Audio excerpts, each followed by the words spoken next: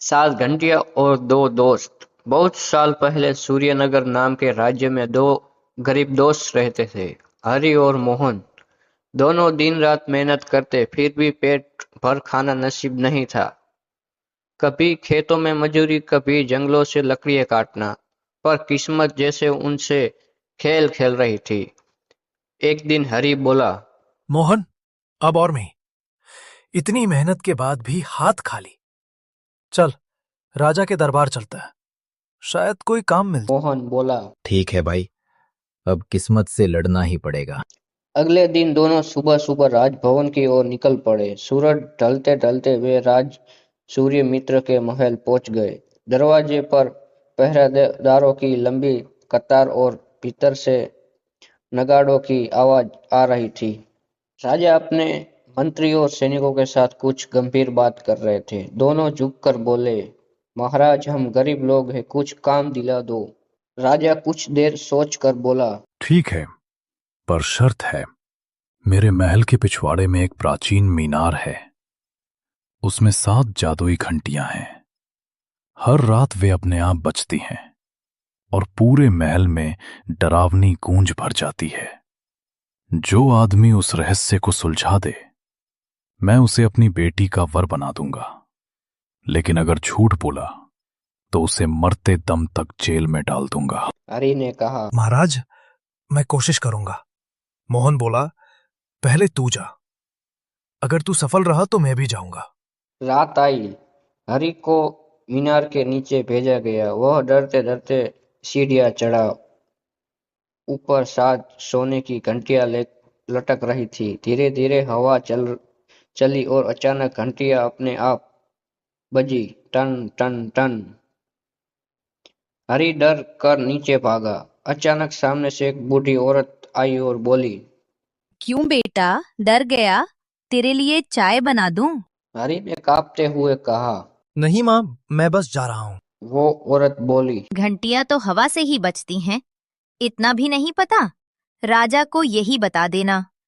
हरि ने उसकी बात मानी और सुबह राजा के पास जाकर कहा। महाराज, वो घंटियां हवा से बजती हैं।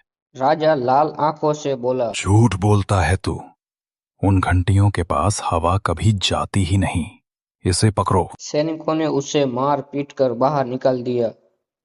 हरि खून से लथपथ अपने गांव लौटा और सब कुछ मोहन को बताया। मोहन बोला, नहीं भाई, इसमें कोई रहस्य है।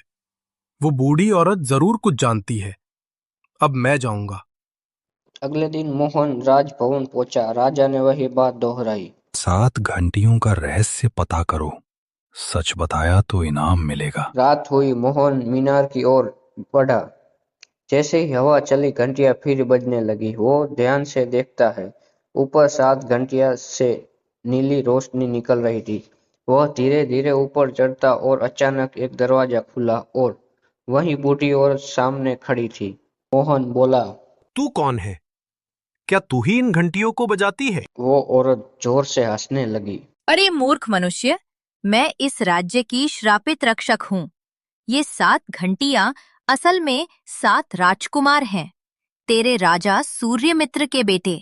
मोहन हैरान रह गया और बोला, क्या?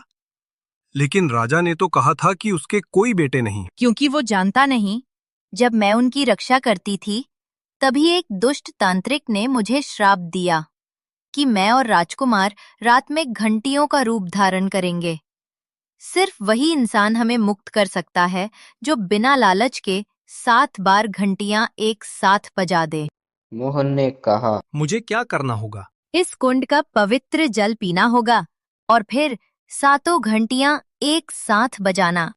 मोहन ने कुंड से जल पिया और जैसे ही घंटियां बजाई, पूरा महल रोशनी से भर गया। घंटियां टूट गई और उनकी जगह 7 राजकुमार प्रकट हुए। वो सब झुककर बोले, भाई, तूने हमें मुक्त किया। 7 राजकुमार मोहन को लेकर महल पहुंचे। राजा सूर्यमित्र अपने बेटों को देखकर फूट फूट कर रो पड़ा। मैंने अपनी ही औलाद को खो दिया था और तूने उन्हें लौटा दिया। राजा ने मोहन को गले लगाते हुए कहा, अब तू मेरा 8वां बेटा है। फिर राजा ने अपनी बेटी राजकुमारी दिया का विवाह मोहन से कराया। हरि को बुलाया गया और राजा ने उसे माफ कर दिया। दोनों दोस्त अब राजभवन के साथ रहने लगे। कुछ साल बाद राजा सूर्यमित्र ने गद्दी अपने बेटे और मोहन को सौंप दी और वह खुद तपस्या के लिए जंगल चला गया। राज्य में अब कोई मुख नहीं रहा। घंटियों की आवाज फिर कभी नहीं सुनी गई, क्योंकि वो अब सुख और समृद्धि के चकार बन गई थी। इस कहानी से हमें सीख मिलती है कि जिसका दिल सच्चा हो वही अंधेरी रात में भी सच्चाई की घंटियां बजा सकता है।